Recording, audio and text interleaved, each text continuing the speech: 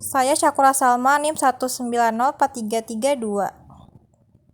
Latar belakang dan faktor permasalahan anak. Terdapat beberapa faktor penyebab permasalahan pada anak, baik yang bersifat intrinsik berasal dari diri anak sendiri maupun ekstrinsik berasal dari luar diri anak. Secara umum, faktor-faktor tersebut adalah: yang pertama ada pembawaan, yakni anak dengan semua keadaan yang ada pada dirinya. Yang kedua, lingkungan keluarga, mencakup pola asuh orang tua, keadaan sosial ekonomi keluarga, dan lain-lain.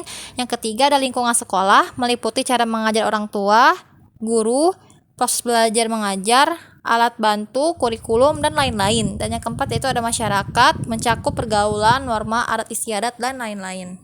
Jenis-jenis permasalahan pada anak. Secara garis besar, masalah yang dihadapi oleh anak dapat digolongkan menjadi 4, diantaranya yaitu ada fisik. Lebih lanjutnya, permasalahannya adalah ada gangguan fungsi panca indera, cacat tubuh, kegemukan atau obesitas, gangguan gerak peniruan, kidal, gangguan kesehatan, hiperaktif, neuropati, ngompol, buang air besar di sembarangan tempat, gagap, dan gangguan perkembangan bahasa. Selanjutnya ada psikis. Permasalahan psikis anak terkait dengan kemampuan psikologis yang dimilikinya atau ketidakmampuan mengekspresikan dirinya dalam kondisi yang tidak normal. Di antaranya itu ada gangguan konsentrasi, inteligensi baik tinggi maupun rendah, berbohong, dan yang terakhir ada emosi, perasaan takut, cemas, marah, sedih, dan lain-lain. Yang ketiga ada sosial. Perkembangan sosial anak berhubungan dengan kemampuan anak dalam berinteraksi dengan teman sebaya, orang dewasa, atau lingkungan pergaulan yang lebih luas. Di antaranya ada permasalahan sosial yaitu tingkah laku agresif, daya suai kurang, pemalu, anak manja, negativisme, perilaku berkuasa, dan yang terakhir ada perilaku merusak. Terakhir ada kesulitan belajar. Kesulitan belajar pada anak dapat dimaknai sebagai ketidakmampuan anak dalam mencapai taraf hasil belajar yang sudah ditentukan dalam batas waktu yang telah ditetapkan dalam program kegiatan belajar, sesuai dengan potensi yang dimilikinya. Beberapa indikator dan jenis kesulitan belajar yang mungkin dialami oleh anak adalah sebagai berikut. Ada lower level, underachiever, dan low learner. Proses penanganan masalah perkembangan anak usia dini. Penanganan masalah anak dapat dilakukan dengan mengikuti langkah-langkah sebagai berikut. Yang pertama ada identifikasi kasus, yakni upaya untuk menandai subjek atau anak yang diperkirakan mengalami masalah.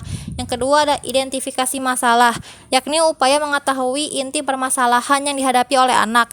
Yang ketiga yaitu ada diagnosis, merupakan langkah untuk mengidentifikasi karakteristik serta faktor penyebab masalah yang dialami oleh anak. Yang keempat ada prognosis, merupakan langkah untuk merumuskan alternatif upaya bantuan sesuai dengan karakteristik permasalahan yang dialami oleh anak. Selanjutnya ada treatment, yaitu merupakan upaya pemberian bantuan itu sendiri. Dan yang terakhir yaitu ada tindak lanjut, dilakukan sebagai bentuk evaluasi terhadap upaya pemberian bantuan yang telah dilakukan serta kemungkinan penggunaan langkah-langkah berikutnya. Pengertian identifikasi, lokalisasi, dan teknik identifikasi pada permasalahan anak usia dini. Identifikasi adalah kegiatan yang mencari, menemukan, mengumpulkan, meneliti, mendaftarkan, mencatat data, dan informasi dari kebutuhan lapangan. Lalu ada lokalisasi adalah pembatasan terhadap suatu tempat tertentu dan khusus berupa daerah atau ruang lingkup, pembatasan penyebaran penyakit, dan penentuan suatu lokasi. Di sini ada teknik identifikasi. Pertama ada common sense approach atau switch dan Digens. Yang kedua ada goal rating oleh Brettingham, dan yang terakhir ada grassroots approach. Teknik penanganan permasalahan anak usia dini. Pada hakikatnya tidak ada satupun teknik yang efektif untuk menangani permasalahan anak yang berbeda-beda.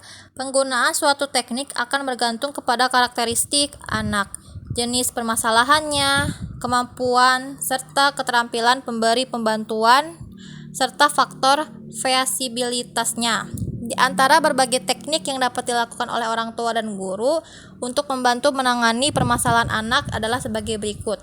Yang pertama ada latihan, yang kedua ada permainan, yang ketiga ada sarana nasihat, yang keempat ada pengkondisian, yang kelima ada model dan peniruan atau modeling dan imitation, dan yang terakhir ada konseling. Modifikasi perilaku anak usia dini. Modifikasi perilaku anak usia dini merupakan teknik yang memanfaatkan pengkondisian lingkungan atau faktor eksternal untuk mengubah perilaku individu, khususnya pada anak usia dini.